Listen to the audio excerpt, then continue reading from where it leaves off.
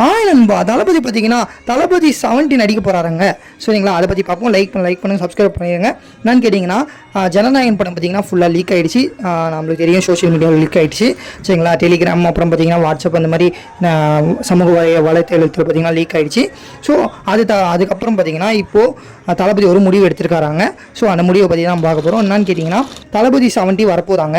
சரிங்களா, யார் எடுக்க போகிறா கேட்டிங்கன்னா, கேவிஎன் ப்ரொடக்ஷன் வந்து பார்த்தீங்கன்னா திருப்பி இந்த படத்தை எடுக்க போகிறாங்க.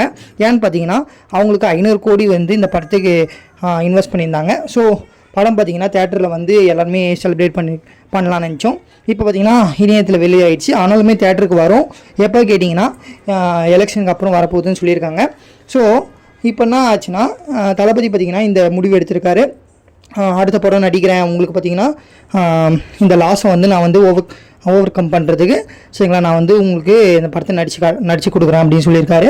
ஸோ வந்து இது நல்ல விஷயம். சரிங்களா, ஒரு ப்ரொடியூசரோட கஷ்டத்தை தளபதி புரிஞ்சுக்கிட்டு ஸோ தளபதி 70 வரப்போகுது. நம்ம எதிர்பார்க்கவே இல்லை. தளபதி பார்த்திங்கன்னா இன்னொரு படம் நடிப்பார். இது வரைக்கும் அவ்வளோதான், கெரியர் முடிஞ்சிச்சு. 69 படம் தான் அப்படின்னு நினச்சிட்டு வந்தோம்.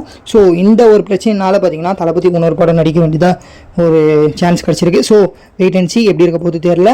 சரிங்களா, யார் டேரக்டர் அதெல்லாம் பார்த்திங்கன்னா அப்புறமா அறிவிப்பாங்க. அதே மாதிரி நீங்கள் என்ன நினைக்கிறீங்க? சரிங்களா, தளபதி பார்த்திங்கன்னா அடுத்த படம் நடிக்கிறாரு. ஸோ அவர் பார்த்திங்கன்னா எலெக்ஷனில் பார்த்திங்கன்னா இப்போது சிஎம் கேண்டிடேட்டாக நிற்கிறாரு.